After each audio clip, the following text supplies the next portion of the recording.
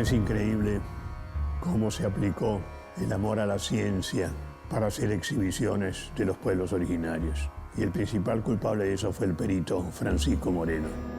La mirada blanca sobre nuestros ancestros, la civilización contra la barbarie, los grandes hombres libres, los primitivos, esclavos. Maishkensis es un paisano de mi pueblo que fue llevado por el perito Moreno, descarnado y exhibido en el Museo de la Plata.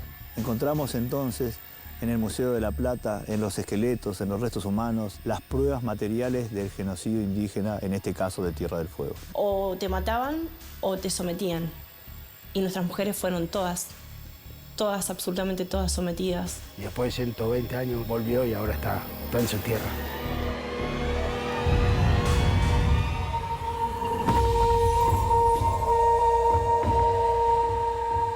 Durante la llamada Campaña del Desierto, bajo el mando del general Julio Argentino Roca, cientos de hombres y mujeres, niños y niñas de los pueblos originarios fueron arrancados de sus tierras y tomados como prisioneros.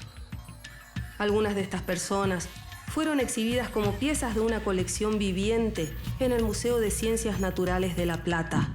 Fueron estudiadas y fotografiadas, y luego de su muerte continuaron cautivas. El museo conservó sus restos en bolsas, en cajas, en vitrinas, sin rituales, sin sepultura, sin nombres.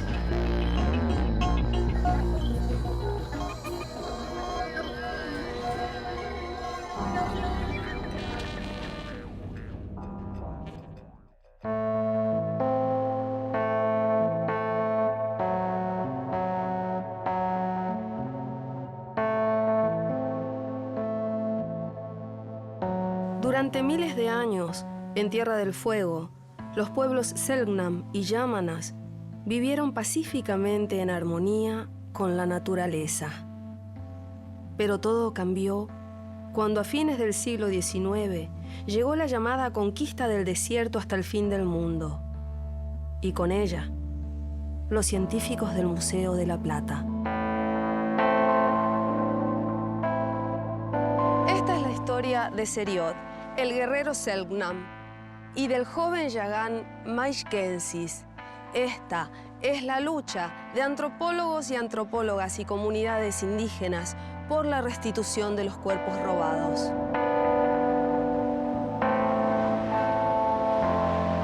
Los integrantes del colectivo de antropólogos guías hicieron el descubrimiento. El último esqueleto que aún se exhibía ante los visitantes del Museo de Ciencias Naturales de La Plata tenía un nombre, una identidad y una historia.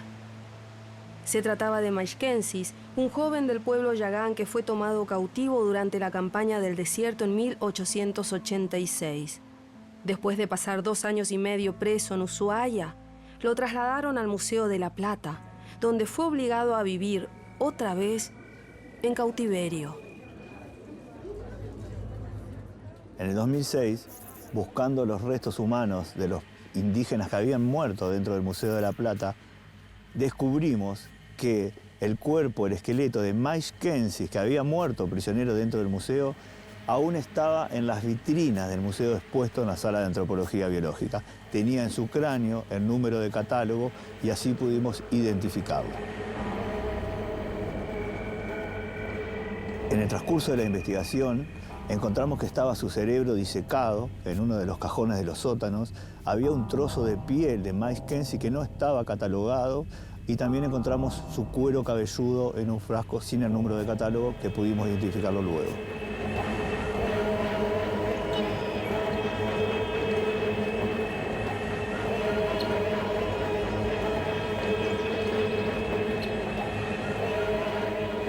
Maishkensis era un joven del pueblo Yamana.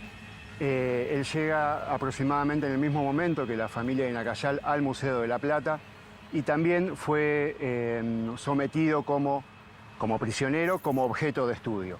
Se lo hacía trabajar también en lo que era el descarne de los cuerpos, en la preparación de los cuerpos de los indígenas que morían para su exhibición en las vitrinas. Este es el mismo, ¿no? Sí. ¿Es la misma secuencia, Ale? 5A, 6A, 7A. Sí, Este es otro. ¿Quiénes son? Este es Mackenzie. Manejaron los vidrios. También era estudiado, Maishkensis era medido, fotografiado de frente, de perfil. Maishkensis muere también dentro del Museo de la Plata en 1894. Era muy joven, tenía 22 años. Y cuando se hace la autopsia de su cuerpo, uno de los científicos del Museo de la Plata describe que el cerebro tenía una reducción, pero no era por el estado de marasmo en el que se encontraba. Es decir, esta persona estaba desnutrida.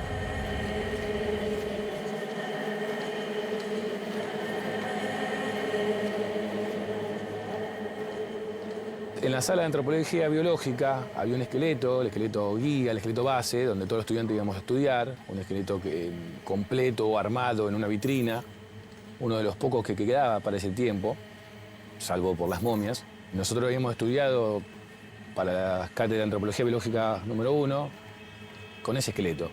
Un día, a partir de un dato que recibió uno de los compañeros, fuimos con una escalerita, porque las vitrinas eran altas, tratamos de ganar altura a fin de conseguir ver el número de inventario. Cuando pudimos lograr ver ese número y fuimos nuevamente al catálogo y nos dimos cuenta que ese esqueleto era el de Maishkenzi, inmediatamente nos propusimos sacarlo de exhibición. Ya el hecho de ponerle un nombre y decir este esqueleto es Maishkenzi generó una atención muy grande en el Museo de la Plata y nosotros no esperamos a que se resuelva en el Consejo Académico. Fuimos un día con los compañeros y tomamos la determinación de sacarlo de exhibición. Un pequeño alivio a esa tensión tan fuerte que vivíamos nosotros en ese momento. Un museo tan monumental, tan grande, pero al mismo tiempo tan frío y lleno de esas historias no secretas, pero sí ocultas.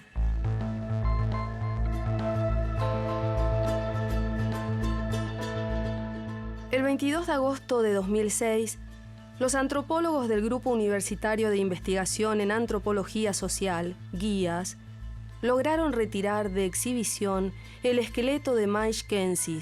Durante 112 años, los restos de este joven cautivo habían estado expuestos al público visitante.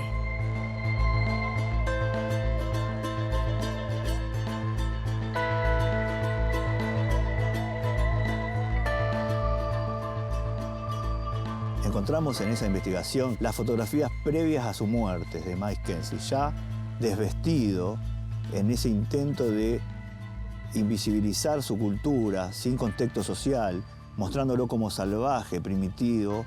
Esas fotografías nos hablan más del fotógrafo que del fotografiado, más de la intención del blanco, del antropólogo, de intentar mostrarlo como salvaje, primitivo, por eso lo desnudan, que de Maishkenzi y de la antropología de la época.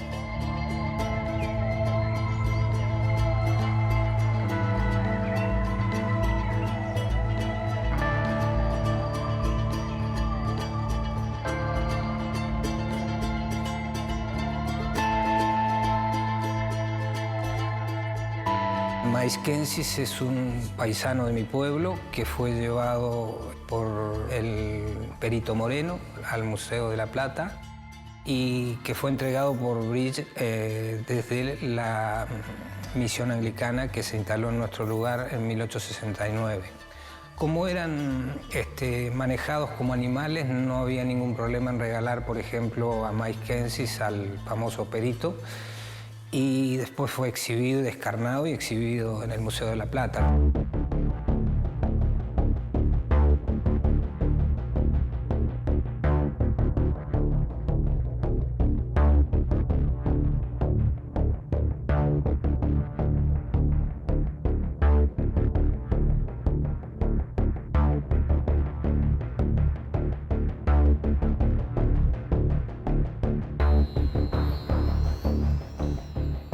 El 16 de octubre de 1898 se inauguró en Buenos Aires la Exposición Nacional de la Industria. Allí se exhibieron 2 familias fueguinas vivas, trasladadas para la ocasión por el gobernador de Tierra del Fuego, teniente coronel Pedro Godoy. El periódico La Prensa informaba: La exhibición de esta raza indígena en la Exposición Nacional tiene por fin que el público argentino conozca directamente los seres inferiores que pueblan todavía parte de la República. La mirada blanca sobre nuestros ancestros, la civilización contra la barbarie, los grandes hombres libres, los primitivos, esclavos.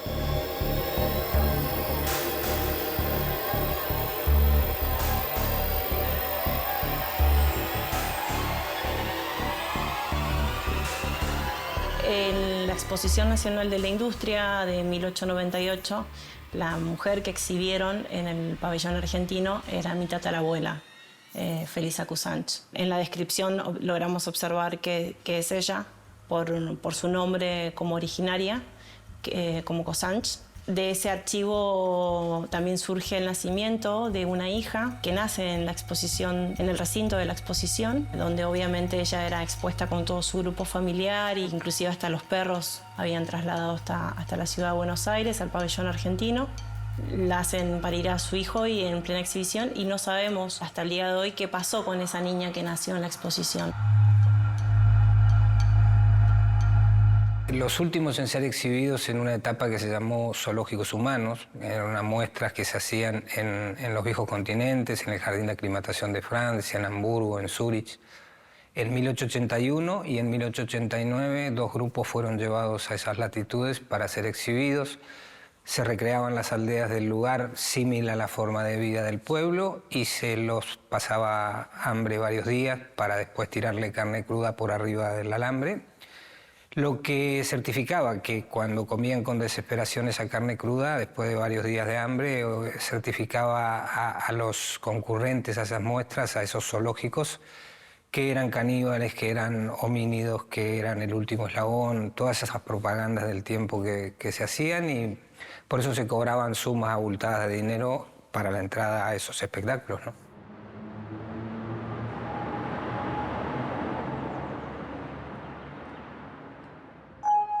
Es increíble cómo se aplicó el amor a la ciencia para hacer exhibiciones de los pueblos originarios. Y el principal culpable de eso fue el perito Francisco Moreno. Hizo el gran negocio intelectual, el traerlos y exhibirlos como monos, exhibirlos como se exhibía en el jardín zoológico a los diferentes animales extraños a la cultura.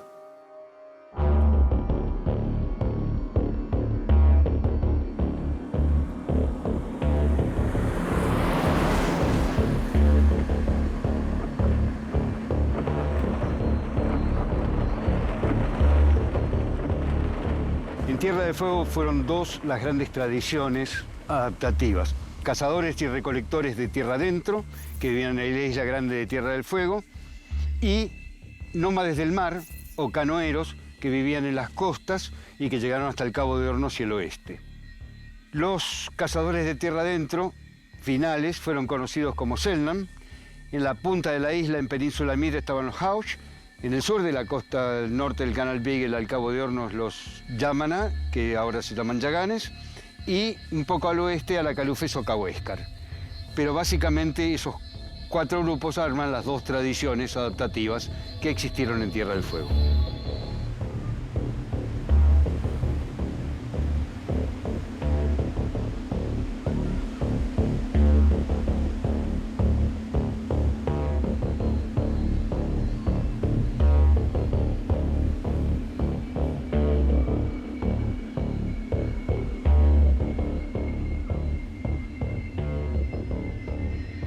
Los Selknam eran cazadores, recolectores, hacían mucho aprovechamiento también de los recursos costeros. En cambio, los del sur, los Yamana, después Yaganes, eran nómades del mar, vivían fundamentalmente de recursos marinos y navegaban hasta el Cabo de Hornos. Pero básicamente son estas dos grandes divisiones: tierra adentro, arco, guanaco, canoa, arpón, animales marinos. Pero ona era una palabra que en realidad viene del yagán o enfant y es despectivo. Es los que no son gente, los bárbaros, los que están más allá. En cambio, ellos se autodenominaban Selknam. En realidad hubo varios grupos: Parikash, Herikash, Selknam, Haush. Los que más se conocieron y que quedan como nombre hoy y son aceptados por los pueblos originarios es Selknam.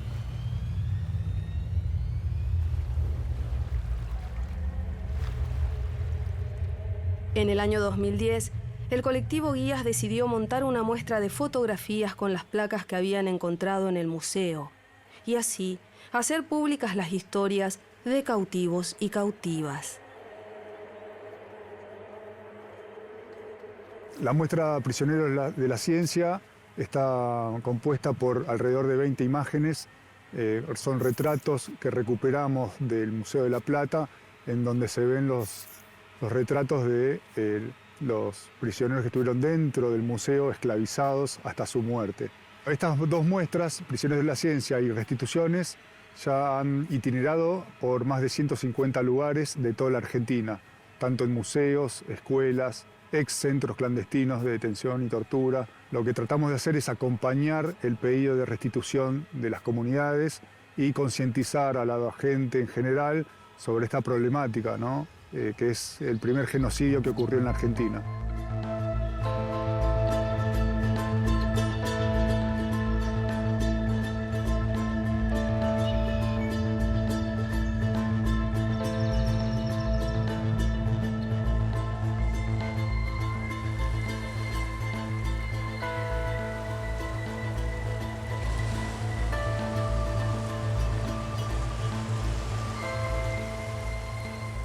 En el año 1902, el antropólogo alemán Robert Lehmann-Nietzsche, jefe de la sección antropológica del museo, viajó a Tierra del Fuego para realizar una misión exploratoria y registrar la vida de lo que él llamaba la civilización primitiva.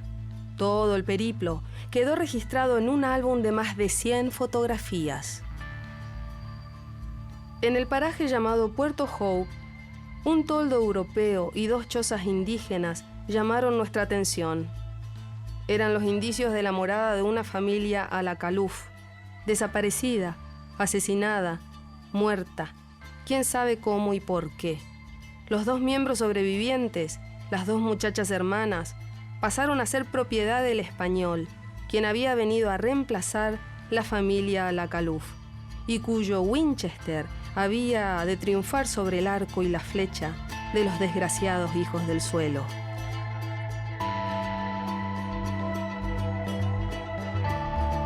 Todas nuestras mujeres han sido sobrevivientes de un proceso muy complejo, muy doloroso.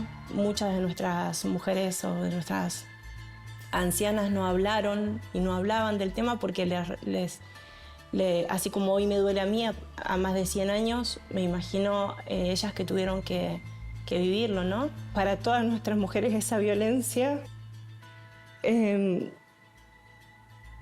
les generó silencio.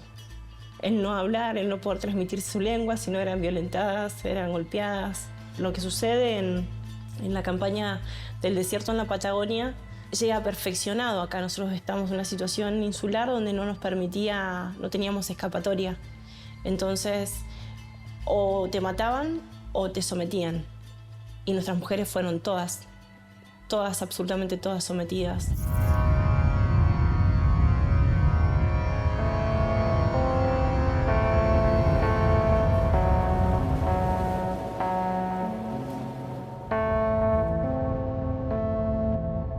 En el transcurso de esta investigación encontramos las pruebas del genocidio indígena en sus cuerpos. Un genocidio que tuvo características especiales en Tierra del Fuego, ya que está muy bien registrado las matanzas por envenenamiento de ballena, la contratación de cazadores que se pagaba también por las orejas de los hombres y mujeres, el transporte de estos hombres y mujeres a la isla Dobson, donde todos iban a fallecer y terminar en un gran cementerio. Encontramos entonces en el Museo de la Plata, en los esqueletos, en los restos humanos, de Mackenzie también, de Tafá, esta mujer a la Caluf también que muere dentro del Museo de la Plata, las pruebas materiales del genocidio indígena, en este caso de Tierra del Fuego.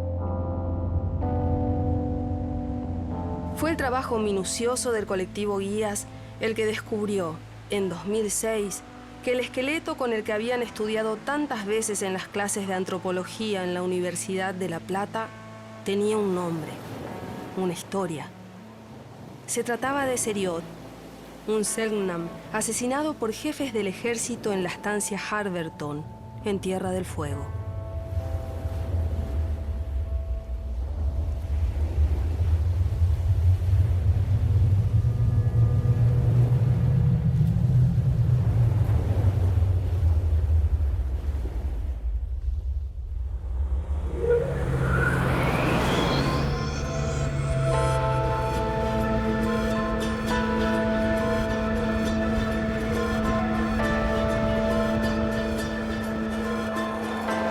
Seriot era un indígena, Selknam, que tenía muy buena preparación en el sentido de que hablaba el inglés, italiano y el español, ¿no? Más su lengua natal. Y lo eligieron a él, los salesianos y los anglicanos, para mandarlo a estudiar a Buenos Aires, a prepararse para convertirlo en un maestro. En ese interín que él se va a estudiar, un inglés a Seriot le roba a la mujer con el hijo, ¿no? Y eso lo hizo ponerse rebelde, que quería vengar de lo que le habían hecho, y él venía a matar a Bridge. Él venía a Harberton a matar a Bridge. Cuando él llega a la zona de Harberton, donde estaba Bridge, le hacen una emboscada y lo matan, lo fusilaron. El gobierno que estaba de turno en ese momento regala el cuerpo de Seriot a La Plata para estudio. Ya no era Seriot, sino que tenía un número. Le marcaron un número en el cráneo con el que se lo conocía. En 2016 me invitan a mí las autoridades de La Plata y bueno, viajo con un integrante de la comunidad que me acompañó y parte de mi familia que querían acompañarme a hacer lo que fue el inventario de lo que había de los cuerpos. Se hizo una ceremonia bien sencilla, se hizo el acto de entrega y bueno, al otro día se llevaron los cuerpos a Aeroparque, se embarcaron y los trajimos a Río Grande. Una experiencia muy fuerte, porque no es un inventario de cualquier cosa, son seres humanos. Es fuerte, fuerte, fuerte.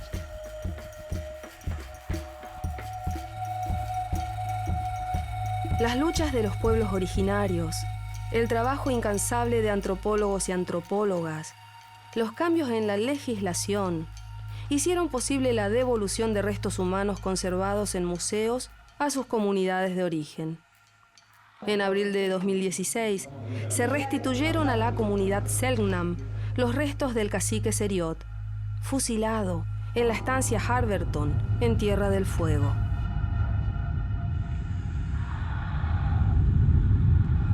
Fue la primera vez que viajaba en avión hasta Buenos Aires y más para este evento. Se llevó un acto adelante ahí en el Museo de La Plata, pues nos llevan a un anfiteatro que tiene el museo y bueno, la sorpresa fue que estaba lleno. Haber encontrado tanta gente también ahí que se hizo presente, gente de otras comunidades, de otros pueblos, hermanos mapuche, hermanos tehuelches, otros hermanos tobas. Se encontraron muchas emociones con respecto a lo que fue el tema de volver a traer a Seriot. Y después de 120 años, una cosa así, volvió y ahora está en su tierra.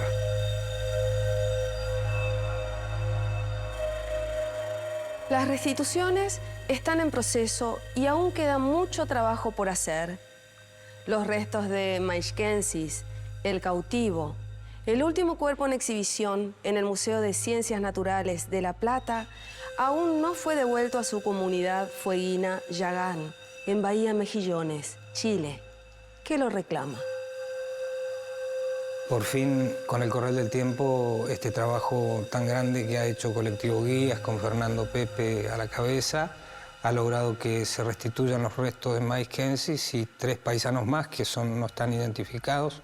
Va a ir a la comunidad de Puerto William por una cuestión de humanidad, decimos nosotros, porque el Estado argentino podía reclamar los restos y en nombre de la comunidad nuestra traerlos a Ushuaia, pero como la restitución se originó con los paisanos de Puerto William en el 2008, imaginémonos el tiempo que pasó, ¿no? 2008 y hoy, recién hoy van a volver a su tierra, pero bueno, es un hito trascendental para nosotros.